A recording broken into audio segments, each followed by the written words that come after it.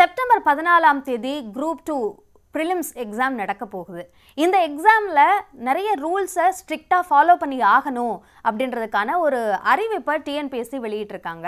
Hall ticket வெளியாகிருக்கு.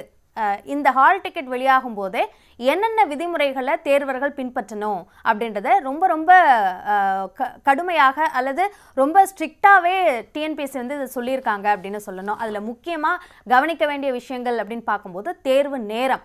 அதாவது தேர்வு நேரம் என்பது 9:30 மணிக்கு தான். ஆனால் தேர்வு மையத்திற்கு தேர்வர்கள் வர வேண்டிய நேரம் என்பது 8:30 மணி அப்படின்னு குறிப்பிட்டிருக்காங்க. சலுகை நேரம் 9 மணி. அதாவது 8:30லேருந்து 9 மணி, அதுலேருந்து கொஞ்சம் தவறுனா 9 மணிக்குள்ளாக வந்துடணும் அப்படின்னு சொல்லியிருக்காங்க.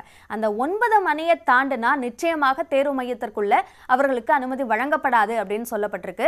இதற்கு முன்னாடி தேர்வுகள் நடத்தப்படும் போது அந்த குறிப்பிட்ட நேரத்திற்கு மேலே வந்தோம் அப்படின்றதுனால எங்களை உள்ள அனுமதிக்கல, 1 நிமிடம் தான் தாமதம், ஆனாலும் எங்களை உள்ள அனுமதிக்கலை என்பதற்காக போராட்டங்களில் ஈடுபடக்கூடிய சம்பவங்கள்லாம் தமிழ்நாட்டில் நடந்தது.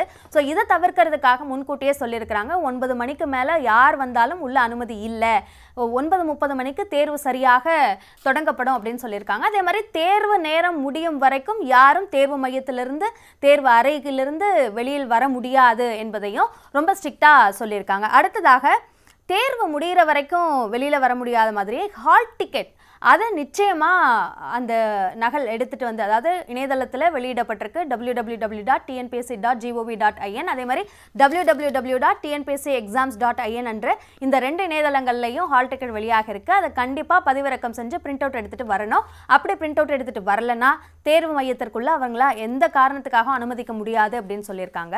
அடுத்ததாக ஹால் டிக்கெட் கூட சில ஆவணங்கள், அதாவது பல ஆவணங்கள் ஒரு பட்டியல் கொடுத்துருக்காங்க. அதில் ஏதேனும் ஒன்று, அதாவது Aadhaar card, passport, driving licence, PAN card, voter ID, இதில் ஏதாவது ஒன்னோட நகல் வேணும், ஜெராக்ஸ் வந்து எடுத்துகிட்டு வரணும் அப்படின்னு சொல்லியிருக்காங்க. அதாவது ஃபோட்டோ காப்பி என்பது தான் சரியான வார்த்தை.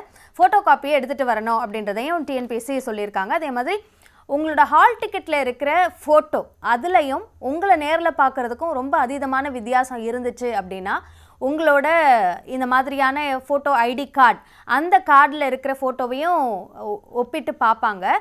ஸோ அதில் சந்தேகம் இருந்தது அப்படின்னா அங்கே இருக்கக்கூடிய தேர்வு மையத்தோட தலைமை கண்காணிப்பாளரை போய் உங்களோட பேப்பரில் உங்களோட விவரங்கள் எல்லாத்தையும் குறிப்பிட்டு ஒரு கையெழுத்து போட்டு அவங்கள்ட்ட கொடுத்ததுக்கு பிறகு தான் அனுமதி வழங்கப்படும். அதெல்லாம் சரிபார்த்த பிறகு தான் அனுமதிக்கப்படுவார்கள் அப்படின்னு சொல்லப்பட்டிருக்கு. உங்கள் ஹால் டிக்கெட்டில் இதில் எதையாவது சந்தேகம், உங்களோட பேரில் மாற்றம் இருக்குது, இந்த மாதிரி ஏதாவது இருந்ததுன்னா முன்கூட்டியே அந்த தகவலை சொல்லி அதை சரி பண்ணிக்க வேண்டியது அவசியம் அப்படின்னு சொல்லியிருக்காங்க.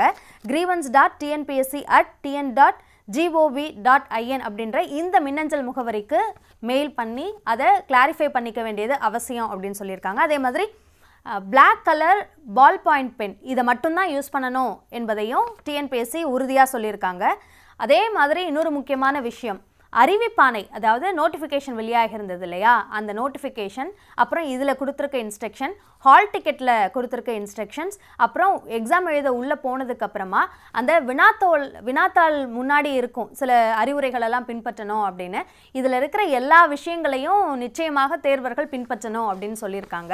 நோட்டிஃபிகேஷனில் சொல்லப்பட்டிருக்க விஷயங்கள்லேருந்து ஏதாவது ஒரு விஷயத்தை மீறினாலும் அவர்களோட அந்த விண்ணப்பம் நிராகரிக்கப்படலாம் என்றும், அதே மாதிரி தேர்வுக்குன்னிடைய அந்த விடைத்தாள் செல்லாததாக்கப்படலாம் அப்படின்னும் டிஎன்பிஎஸ்சி அறிவிச்சிருக்காங்க.